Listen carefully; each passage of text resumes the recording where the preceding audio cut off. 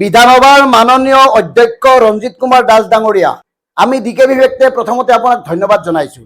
এটা ভাল কামৰ শুভাৰম্ভণি আপুনি কৰিছে আৰু এই কামটো শেষ কৰি আপুনি আপোনাৰ সততা, নৈতিকতা আৰু সাহসৰ পৰিচয় দিয়ক। এই কামটো কৰাৰ পিছত এগৰাকী সৎ, দক্ষ অধ্যক্ষ হিচাপে নিশ্চিতভাৱে আপোনাৰ নাম জিলিকি থাকিব। এই যে বিধানসভাৰ ব্যাগম কেলেংকাৰীটো উন্মোচন কৰিলে আপুনি শেহতীয়াভাৱে পুনৰ অসম বিধানসভাৰ সচিবালয়ৰ ২৯ গৰাকী কৰ্মচাৰীক ছাঁটাই কৰিলে। অপৰ সচিব, উপ সচিব, সহ সচিব, মুখ্য বিষয়াকে ধৰি এই লোকসকলক অপহৰণ কৰি আপুনি ক্ষান্ত থাকিব নোৱাৰে। এওঁলোকক কোনে কি ধৰণে নিযুক্তি দিছিল? কোনে দিছিল মানে প্ৰাক্তন অধ্যক্ষ বিশ্বজিৎ দৈমাৰীয়ে দিছিল। কিমান টকা খাই দিছিল, কি কেলেংকাৰী সংঘটিত হৈছিল, এই সকলোবোৰ লাগে। কাৰণ প্ৰাক্তন অধ্যক্ষ বিশ্বজিৎ দৈমাৰী আৰু তেওঁৰ যিজন বিশেষ বিষয়া আছিল সৌমেন বৰুৱা, তেওঁলোকে লগ লাগি যি ধৰণে তাত নিযুক্তিৰ বেহা মেলিছিল, এই সকলোবোৰ কথা পোহৰলৈ অহা উচিত। মা বাপ নোহোৱাকৈ টকা খৰচ কৰিছে। বিগত ৫ বছৰত প্ৰায় ৫০০ কোটি টকা বিধানসভাৰ সচিবালয়ৰ কাম কাজৰ কাৰণে আবণ্টিত কৰা হৈছিল আৰু সেই টকাবোৰ ক'ত কেনেকৈ খৰচ কৰিলে? কেৱল সৌন্দৰ্যবৰ্ধন, বস্তু ক্ৰয় কৰা আৰু কিহৰ কাৰণে? মেৰামতিৰ কাৰণে। দৰমহাৰ নামত কিমান টকা গ'ল আৰু এই যে পুনৰ নিযুক্তি দিছিল, তেওঁলোকক কিমানকৈ দৰমহা দিয়া হৈছিল, এই কথাবোৰ লাগে, এই কথাবোৰ আনিব লাগে। আনহাতে যিসকলক অস্থায়ীভাৱে এটা নিৰ্দিষ্ট দৰমহাত নিযুক্তি দিছিল, তেওঁলোকৰ একাংশক বিধানসভাৰ নিৰ্বাচনৰ পূৰ্বে নিয়মীয়া কৰি থৈ গ'ল কেনেকে? আৰু কিমান টকা লেনদেনৰ ফলত কেনেকে এওঁলোকক নিয়মীয়া কৰি থৈ যোৱা হ'ল, এই কথাবোৰ এক এক কৰি পোহৰলৈ আনিব লাগে। ব্যাপক কেলেংকাৰী সংঘটিত হোৱাৰ পিছত কিয় এতিয়াও বিৰোধীৰ লোকসকলে মুখত পিঠা ভৰাই আছে? কিয় কাৰো মাত নাই? নে বিৰোধীত যিবিলাক আছে সেইবোৰ সকলোৱে বিজেপিৰ প্ৰতিনিধি? আৰু বাতৰিত প্ৰকাশ পোৱা মতে বিশেষ বিষয়া হিচাপে নিযুক্তি দিয়া সৌমেন বৰুৱাৰ নিজা এটা কোম্পানী আছিল, এখন ফাৰ্ম আছিল।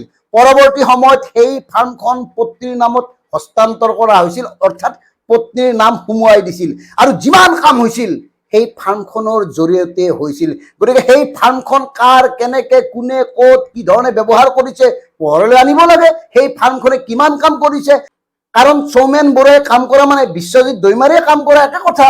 কাৰণ বিশ্বজিৎ দৈমাৰীৰ ইংগিত অবিহনে, অনুমতি অবিহনে সচিবালয়ৰ কোনো এটা কাম কৰাৰ অধিকাৰ কোনো এগৰাকী লোকৰে নাই। সেইকাৰণে মূল অভিযুক্ত এই দৈমাৰী আৰু এই দৈমাৰীৰ সকলোবোৰ তথ্য পোহৰলৈ আনিব লাগে মাননীয় ৰঞ্জিত দাস ডাঙৰীয়া। কাৰণ অসমৰ সাধাৰণ মানুহ কি অৱস্থাত আছে আপুনি ভালকে জানে। অসমৰ অৰ্থনৈতিক অৱস্থা কি আপোনালোকে ভালকে জানে। অসমৰ অৰ্থনৈতিক দুৰৱস্থাৰ কাৰণে দুখীয়া লোকসকলক ইমান দিন দি অহা চাউল, দাইল, তেল এই বস্তুবোৰ নিদিয়া হ'ল, বন্ধ কৰিবলগীয়া হ'ল। গোটেই কথাবোৰ চিন্তা কৰক। কাৰণ এসাঁজ ভাতৰ নামত ২,০০০ টকা, আপোনাৰ ৬০,০০০ টকীয়া লেপটপ ২.৫ লাখ টকাকৈ যোগান ধৰিছে। মানে কি টকাবোৰ গছত লাগিছে? এই টকাবোৰ এনেকৈ ব্যৱহাৰ কৰাৰ অনুমতি কোনে দিছিল অধ্যক্ষ দৈমাৰীক? এই প্ৰশ্নবোৰ সুধিব লাগে। গতিকে বিৰোধীসকল আৰু মাননীয় অধ্যক্ষ ৰঞ্জিত দাস ডাঙৰীয়া, এই কামটো আপুনি সমাধান কৰি অসম বিধানসভাৰ ইতিহাসত আপোনাৰ নামটো লিখি ৰাখক, ইমানেই কথা। কাৰণ বিগত সময়ত আপোনাৰ কাম কাজক লৈ একাংশই সমালোচনা কৰিছে, আমিও সমালোচনা কৰিছোঁ। স্বাস্থ্য সচেতন আপুনি কেৱল স্বাস্থ্যক লৈ গুৰুত্ব দি থাকিল নেকি? বাকী বিভাগসমূহত কি ঘটিছে কোনো গুৰুত্ব দিয়া নাই।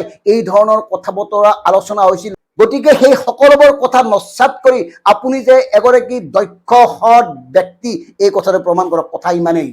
শেহতীয়াভাৱে খবৰ ওলাইছে তাত হেনো ভেনিটি ভেনক কেইখনমান আনিছিল, এতিয়া হেনো নাই।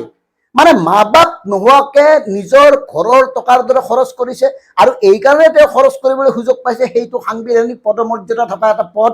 গতিকে মাননীয় সন্মানীয় অধ্যক্ষ এগৰাকীৰ ওপৰত যিহেতুকে সাংবিধানিক পদমৰ্যাদা থাকে, সেই পদমৰ্যাদাক তেওঁ বুঢ়া আঙুলি দেখুৱাই কিয় এই ধৰণে ব্যাপক নিযুক্তি কেলেংকাৰী আদিকে ধৰি একাধিক কেলেংকাৰী সংঘটিত কৰিলে, এই গোটেই কথাবোৰ পোহৰলৈ আনিবলৈ হ'লে দৈমাৰীকে আদি কৰি সৌমেন বৰুৱা বা তেওঁৰ বৃহত্তৰ যিটো গেং, সেই গেংটোক তদন্তৰ আওতালৈ আনিব লাগে। গতিকে মাননীয় মুখ্যমন্ত্ৰী ডক্টৰ হিমন্ত বিশ্ব শৰ্মা ডাঙৰীয়া, বিষয়টো তৰলভাৱে লোৱা উচিত নহয়।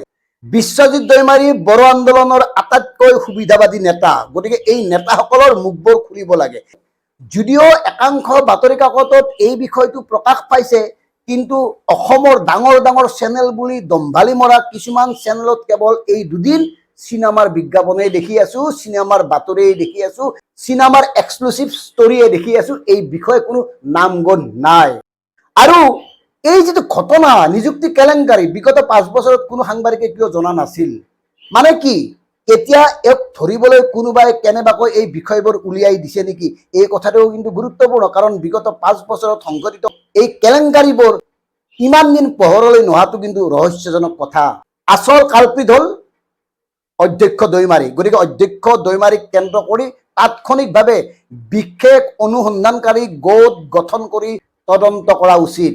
আশা কৰিম বৰ্তমানৰ অধ্যক্ষ ৰঞ্জিত কুমাৰ দাস ডাঙৰীয়াই এই বিষয়টো গুৰুত্ব সহকাৰে গ্ৰহণ কৰিছে, গুৰুত্ব সহকাৰে গ্ৰহণ কৰি থাকিব যেতিয়ালৈকে গোটেই বিষয়বোৰ পোহৰলৈ নাহে। কাৰণ ৰাইজৰ এটা টকাও যধে মধে খৰচ কৰাৰ অধিকাৰ সংবিধানে এওঁলোকক দিয়া নাই। কথাটো মনত ৰাখিব। ধন্যবাদ। জয় অসম।